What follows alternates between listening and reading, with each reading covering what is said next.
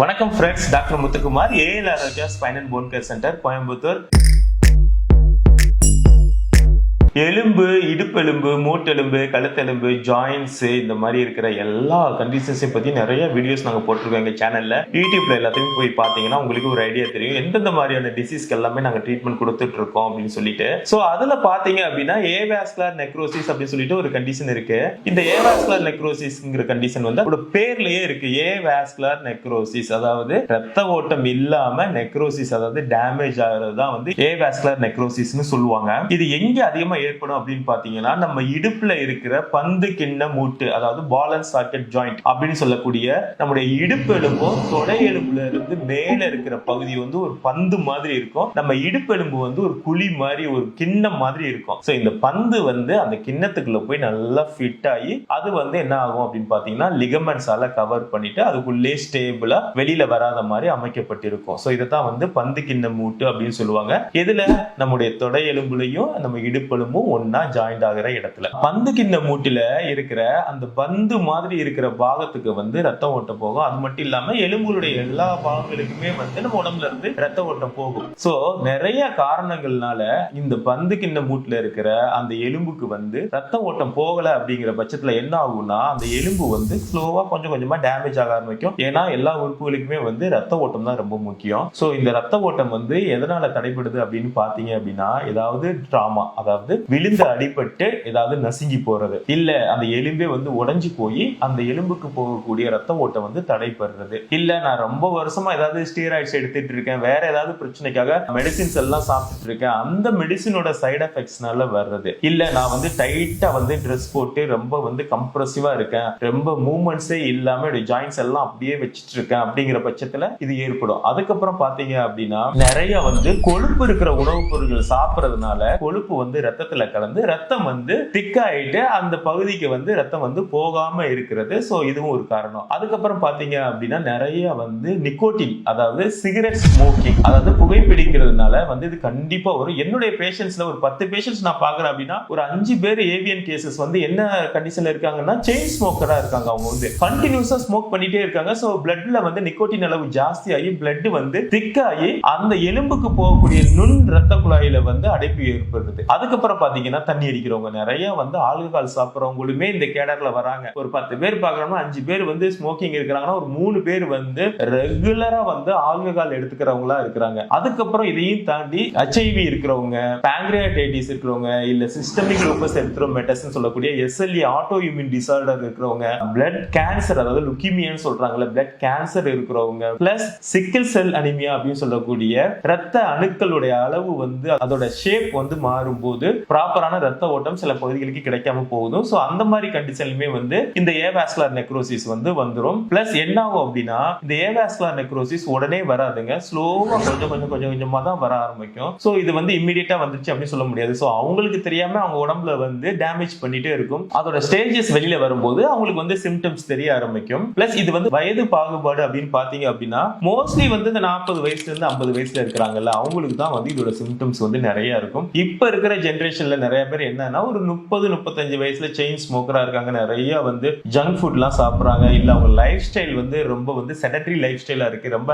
ஆக்டிவா இருக்கிறது இல்ல வேற ஏதாவது நம்ம முன்னாடி சொன்ன மாதிரி காரணங்களுக்காக ஸ்டீராய்ட்ஸ் மெடிகேஷன்ஸ் இதெல்லாம் எடுத்துட்டு இருக்காங்கன்னா அவங்களுக்குமே வந்து யங் ஏஜ்லயே வந்துருது. சோ இதெல்லாமே வந்து வரதுக்கான காரணங்கள் யாராருக்கு வரும் அப்படிங்கறத நான் இப்ப சொல்லியிருக்கேன். சோ இது மாதிரி எனக்கு ஏவாஸ்குலர் நெக்ரோசிஸ் வந்துருச்சு அப்படிங்கிற பட்சத்துல ஃபர்ஸ்ட் அறிகுறி என்ன இருக்கும் அப்படின்னு பாத்தீங்க அப்படின்னா ஃபர்ஸ்ட் வந்து அவங்க வந்து ஒரு பெயின் இருக்கும், இடுப்புல வந்து ஒரு சின்னதா வலி இருக்கும். அது ஆட்டோமேட்டிக்கா கொஞ்ச நாள் ஆகும்போது மறுபடியும் சரியாகும், மறுபடியும் வரும், மறுபடியும் சரியாகும். சோ இந்த மாதிரி வந்துட்டு போயிட்டே இருக்கும். அதுக்கப்புறம் என்ன ஆகும் அப்படின்னா வலி வரும், போகாது, பிளஸ் இந்த வலி கூட சேர்த்து கொஞ்சம் ஒரு ஸ்டிஃப்னஸ் வரும். தொடை எலும்பு வந்து சரியா வந்து அவங்களால வந்து சரியா மூவ் பண்ண முடியாது. இது எப்படி அவங்களுக்கு கண்டுபிடிக்கலாம்னா அவங்க வந்து சம்மணம் போட்டு உட்கார்றாங்க அப்படிங்கிற போது என்ன ஆகும் அப்படின்னா வலி இருக்கும். ப்ராப்பரா வந்து சம்மணம் போட்டு உட்கார முடியாது, ரொம்ப நேரம் உட்கார வைக்க முடியாது. சோ இது ஒண்ணு. நெக்ஸ்ட் வந்து குத்துக்கால் வச்சுட்டு இந்தியன் டாய்லெட்ல வந்து அவங்க பாத்ரூம் போக முடியாது. ஸோ குத்துக்கால் வச்சு உட்கார முடியாம ஆயிரும். ஒரு ஸ்டேஜுக்கு மேல அவங்களால கீழே இறங்க முடியாது, மேலே தான் இருப்பாங்க. அதே மாதிரி சம்மணம் போடும் போதுமே கால் ரெண்டு முட்டி ரெண்டுமே வந்து பிளாட்டா தரையோட அமுங்காது, மேல ரெண்டு வி ஷேப்ல மாதிரி தூக்கிட்டு இருக்கும். ஸோ இது என்ன ஆகும்னா ஸ்டேஜஸ் அதிகமாக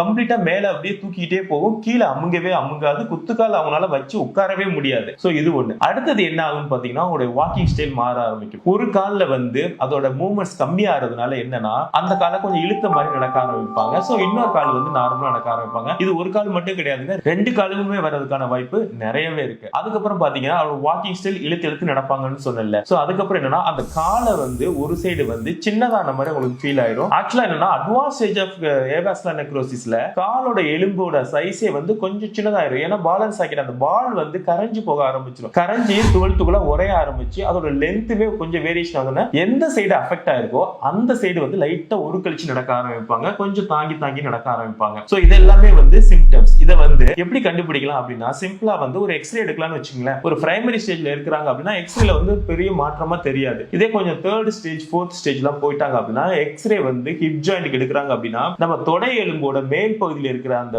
உருண்டையா இருக்கிற அந்த பாகத்தை பார்த்தீங்க அப்படின்னா அது வந்து உருண்டை ஷேப்ல இருக்காது. எந்த இடத்துல கரைஞ்சிருக்கோ அந்த இடத்துல வந்து குழி குழியா இருக்க ஆரம்பிச்சிருக்கும். ஒரு மாதிரி இர்ரெகுலர் ஷேப்பா இருக்கும். இதை அக்யூரேட்டா கிளியரா பார்க்கணும் அப்படின்னா ஒரு சிடி ஸ்கேன் இல்லது ஒரு எம்ஆர்ஐ ஸ்கேன் எடுத்து பார்க்கறோம் அப்படின்னா அதோட ரியல் ஷேப்ல அது ரவுண்டா தான் இருக்கா இல்ல எந்த அளவுக்கு கரைஞ்சிருக்கு, எங்கெங்கெல்லாம் அது உடைஞ்சிருக்கு, டேமேஜ் ஆயிருக்கு அப்படிங்கறத கிளியரா வந்து நம்ம சிடி ஸ்கேன் இல்லது எம்ஆர்ஐ ஸ்கேன் எடுத்து தெளிவா பார்த்துடலாம். சோ இது கூட வந்து அடிஷனல் ஒரு பிளட் டெஸ்ட் கூட எடுத்து பார்த்துக்கலாம். ஒரு சிபிசி டெஸ்ட் இல்ல பிளாஸ்மா ஃபைப்ரினோஜன் டெஸ்ட், பிளட்டோட திக்னஸ் எவ்வளவு இருக்கு அப்படிங்கறத வந்து நம்ம ஈஸியா வந்து கண்டுபிடிச்சிடலாம். சோ கண்டுபிடிச்சு இந்த டெஸ்ட் எல்லாம் எடுத்தாச்சு எனக்கு ஏவாஸ்குலர் நெக்ரோசிஸ் தான் இருக்கு அப்படிங்கிறப்ப என்ன பண்ணலாம் அப்படின்னா அதுக்கு வந்து ப்ராப்பரான ட்ரீட்மெண்ட்ஸ்ல வந்து ஏற்கனவே மெடிகேஷன் ஸ்டீராய்ட்ஸ் இதெல்லாம் எடுத்து எனக்கு ஏவாஸ்குலர் நெக்ரோசிஸ் வந்துருச்சு அப்படிங்கிற பட்சத்தில் என்னன்னா மெடிசின்ஸ் இல்லாம நேச்சுரல் தெரபிஸ் ஏதாவது ஆல்டர்னேட்டிவ் இல்ல கன்சர்வேட்டிவ் ட்ரீட்மெண்ட்ஸ் வந்து எடுத்துக்கலாம். இல்ல நீங்க வந்து நான் செயின் ஸ்மோக்கரா இருக்கேன் அப்படிங்கிற பட்சத்தில் நீங்க என்ன பண்ணணும், இம்மீடியட்டா வந்து ஸ்மோக்கிங்கை வந்து ஸ்டாப் பண்ணணும். அதே மாதிரி நிறைய ஆல்கஹால் கன்சப்ஷன் எடுத்துக்கிட்டே இருக்கிறீங்க அப்படின்னா ஆல்கஹால் எடுக்கிறதுமே வந்து குறைக்கணும். பிளஸ் நிறைய நான்வெஜ் சாப்பிடுறீங்க அப்படின்னா அதையுமே வந்து கம்ப்ளீட்டா ஸ்டாப் பண்ணிடும். இந்த மூணு விஷயங்களுமே வந்து இம்மீடியட்டா ஸ்டாப் பண்ணிடும். மெடிகேஷன்ஸ் வந்து சில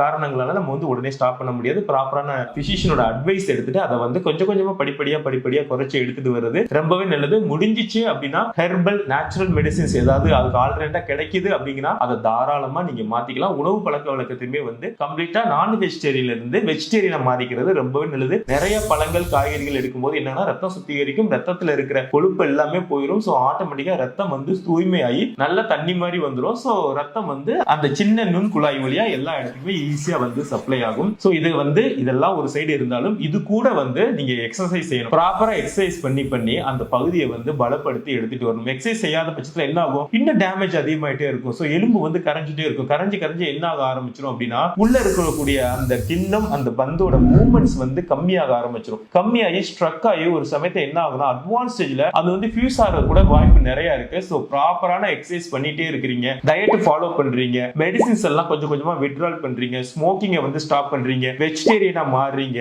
நான்வெஜ் எடுக்கிறத அவாய்ட் பண்றீங்க, ஆல்கஹால் எல்லாத்தையுமே வந்து ஸ்டாப் பண்றீங்க அப்படின்னா இதுல வந்து நல்ல ரிசல்ட் இருக்கும். சோ இதை வந்து ப்ராப்பரா செய்யும் போது நீங்களே வந்து இதோட இம்ப்ரூவ்மெண்ட் வந்து பார்க்கலாம். சோ இதற்கான டயட் இதெல்லாமே நான் சொல்லிட்டேன். எக்ஸசைஸ் என்ன பண்ணணும் அப்படிங்கறத அதையும் இப்ப காமிச்சிடுறேன். இந்த எக்ஸசைஸ் வந்து ப்ராப்பரா வந்து ஒவ்வொரு எக்ஸசைஸுமே வந்து 1 முதல் ஒரு 5 தடவை வந்து ப்ராப்பரா செய்யணும். ஒரு நாளைக்கு 2 முறை செய்யணும். காலை மாலை 2 வேளை செய்யணும், கண்டிப்பா செய்யணும். இது கூட நீங்க என்ன பண்ணலாம்னா கால்சியமும் வந்து பிளட் டெஸ்ட்ல இருக்கான்னு பார்த்துட்டு வைட்டமின் டி இருக்கான்னு செக் பண்ணிக்கங்க. இன் கேஸ் கால்சியம் ஏதாவது கம்மியா இருந்துச்சுன்னா கால்சியம் இருக்கிற உணவுப் பொருட்களை வந்து ப்ராப்பரா எடுத்துக்கணும். வைட்டமின் டி கம்மியா இருக்கு அப்படின்னா ப்ராப்பரான சப்ளிமெண்ட்ஸ் எடுத்துக்கங்க. இப்போ உங்களுக்கு என்னென்ன எக்ஸசைஸ் பண்ணுங்கிறத நானே உங்களுக்கு செஞ்சு காமிக்கிறேன். இந்த வீடியோவை ரெக்கார்ட் பண்ணி சேவ் பண்ணி வச்சுட்டு ப்ராப்பரா இது செய்யறத வந்து நீங்களும் செஞ்சு பாருங்க. செஞ்சு பார்த்துட்டு எப்படி எஃபெக்ட் இருக்கு அப்படின்னு சொல்லிட்டு மறக்காம வந்து கமெண்ட்ஸ்ல சொல்லுங்க. இதை பத்தி வேற ஏதாவது உங்களுக்கு கன்சல்டேஷன் வேணும் அப்படின்னா கீழே இருக்கிற நம்பரை வந்து நீங்க தாராளமா கான்டாக்ட் பண்ணலாம். வாங்க இப்போ நான் உங்களுக்கு எப்படி எக்ஸசைஸ் பண்றதை சொல்லி காமிக்கிறேன். ஏவாஸ்குலர் நெக்ரோசிஸ்க்கு என்னென்ன எக்ஸசைஸ் பண்ணணும் அப்படிங்கிறத இப்போ உங்களுக்கு சிம்பிளாக காமிக்கிறேன். ஃபர்ஸ்ட் எக்ஸசைஸ் வந்து ஸ்குவாட்டிங் பண்ணும்போது என்ன ஆகும்னா நம்ம இடுப்பு எலும்பும் தொடையோட அந்த பால் எலும்புன்னு சொல்லுவாங்கல்ல, தொடையில் இருக்க அந்த பால் வந்து நல்லா ரொட்டேஷன் ஆகும். ஸோ இந்த எக்ஸசைஸ் வந்து என்ன பண்ணணும் அப்படின்னா 5 கவுண்ட்ஸ் பண்ணணும், 2 டைம்ஸ் பண்ணணும். காலையிலையும் மாலையிலையும் 2 வேளை கண்டிப்பாக செய்யணும். ஸோ கையை வந்து இந்த அளவு லெவல் வச்சுட்டு மூச்சு நல்லா உள்ளே எடுத்துட்டு வெளியில் விடும்போது அப்படியே உட்காரணும். அப்புறம் மெதுவாக எந்திரிக்கணும், மறுபடியும் உட்காரணும். இப்படி உட்கார்ந்து எந்திரிக்கும் போது உங்கள் தொடை எலும்பு இடுப்பு எலும்புக்குள்ளே நல்லா ரொட்டேஷன் ஆகும்.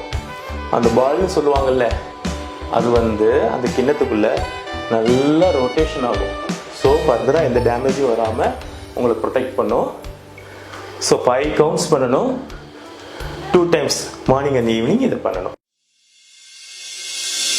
இந்த மாதிரி கவுச் இல்லை பெட் இருந்துச்சுன்னா உங்கள் வீட்டில் என்ன பண்ணுங்கள், ஃபஸ்ட்டு வந்து பேக்கில் ஃப்ளாட்டாக படுத்துக்குங்க. படுத்ததுக்கப்புறம் காலை ரெண்டையும் இப்படி மடக்கிட்டு உங்களுடைய இடுப்பு பகுதியை வந்து ஸ்லோவாக மேலே தூக்கணும். எவ்வளோ முடியுமோ அவ்வளோ தூரம் தூக்கணும். தூக்கிட்டு ஒரு 2-3 செகண்ட்ஸ் வெயிட் பண்ணிவிட்டு அப்புறம் மறுபடியும் கீழே வரணும். ஸோ மறுபடியும் மேலே தூக்கணும், மறுபடியும் கீழே வரணும். ஸோ இந்த மாதிரி 5 கவுண்ட்ஸ் பண்ணணும். நான் ஆல்ரெடி சொன்ன மாதிரி 2 டைம்ஸ் மார்னிங் அண்ட் ஈவினிங் 2 தடவை பண்ணிடுங்க. ஸோ உங்களால் நல்லா பண்ண முடியும் அப்படின்னா நீங்கள் என்ன பண்ணலாம்னா நல்லா மேலே புஷ் பண்ணிடலாம். எவ்வளோ மேக்ஸிமம் தூக்க முடியுமோ அவ்வளோ தூரம் நீங்கள் மேக்ஸிமம் தூக்கிடலாம். ஸோ இந்த எக்ஸசைஸ் பண்ணணும். இது முடிச்சதுக்கப்புறம் என்ன பண்ணணும் அப்படின்னு பார்த்தீங்கன்னா, சைடில் திரும்பிக்கிங்க. சைடில் திரும்பிட்டு சைடில் இந்த மாதிரி படுத்துக்கணும். படுத்துட்டு கீழே இருக்க கால் ஸ்ட்ரைட்டாக இருக்கணும். மேலே இருக்க காலை வந்து இது மாதிரி பெண்ட் பண்ணி வச்சுட்டு என்ன பண்ணணும்னா இந்த காலை இப்படி ஓப்பன் பண்ணணும்.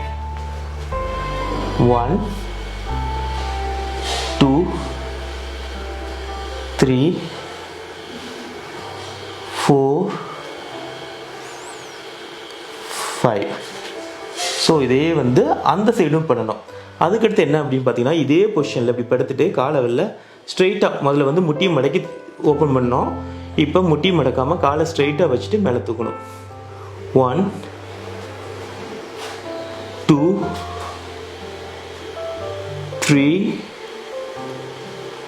4 5. ஸோ நான் இப்போ வந்து லெஃப்ட் சைட் பண்ணியிருக்கேன். இதே இது வந்து நீங்கள் ரைட் சைடும் பண்ணணும், மறக்காமல் பண்ணிடணும். நல்லா ஸ்ட்ரெயிட்டாக உட்காந்துக்கணும். உங்களுடைய பாதம் ரெண்டையும் ஒன்றா அப்படி சேர்த்து வச்சுக்கணும். சேர்த்து வச்சுட்டு இந்த பாதத்தை வந்து உங்கள் கைகளெல்லாம் நேராக பிடிச்சிட்டு இந்த பகுதியில் முட்டியை வந்து மேலே தூக்கணும், கீழே இறக்கணும், மேலே தூக்கணும், கீழே இறக்கணும், மேலே தூக்கணும், கீழே இறக்கணும், மேலே தூக்கணும், கீழே இறக்கணும், மேலே தூக்கணும், கீழே இறக்கணும். ஸோ இந்த எக்ஸசைஸை வந்து அதே மாதிரி 5 கவுண்ட்ஸ் பண்ணணும், 2 டைம்ஸ் பண்ணணும். ஸோ அந்த பட்டர்ஃப்ளை எக்ஸசைஸை இந்த வியூவிலேயே உங்களுக்கு காமிக்கிறேன். இப்படி உட்காந்துட்டு ஸ்ட்ரெயிட்டாக என் காலை பிடிச்சிட்டு காலை ரெண்டையும் மேலே தூக்கணும், கீழே இறக்கணும், மேலே தூக்கணும், கீழே இறக்கணும். ஸோ இந்த எக்ஸசைஸ் பண்ணும்போது நல்லா லூஸ் க்ளோஸ் போட்டிருந்தீங்கன்னா ரொம்பவே நல்லது. துணி வந்து டைட்டாக இருக்குன்னா உங்களுக்கு செய்கிறதுக்கு கொஞ்சம் இடைஞ்சலாக இருக்கும். ஸோ நல்லா லூஸாக இருக்கிற துணி வந்து பயன்படுத்திக்கோங்க. ஸோ 5 கவுண்ட்ஸ் 2 டைம்ஸ் மறந்துடாதீங்க. ஏவாஸ்குலர் எக்ஸசைஸ் எல்லாத்தையுமே வந்து பார்த்தீங்க. இது எல்லாத்தையுமே மறக்காம ரெகுலராக ப்ராக்டிஸ் பண்ணுங்க. Plus side by side foot இதையுமே வந்து கரெக்ட் பண்ணிங்கன்னா ஆட்டோமேட்டிக்காக ஏவாஸ்குலர் நெக்ரோசிஸ்ல இருந்து நல்ல ரிசல்ட் கிடைக்கும். ஸோ உங்களுடைய ஃப்ரெண்ட்ஸ் யாருக்காவது ஏவாஸ்குலர் நெக்ரோசிஸ் இருக்கு, இல்லை இந்த மாதிரி ஏதாவது பிரச்சனைகள் இருக்கு அப்படின்னா மறக்காம எங்களை தொடர்புகளை சொல்லுங்க. இந்த இன்ஃபர்மேஷன் பிடிச்சிருந்துச்சு அப்படின்னா மறக்காம எங்க சேனலை சப்ஸ்கிரைப் பண்ணிருங்க. எல்லாருக்கும் ஷேர் பண்ணுங்க. Thank you so much.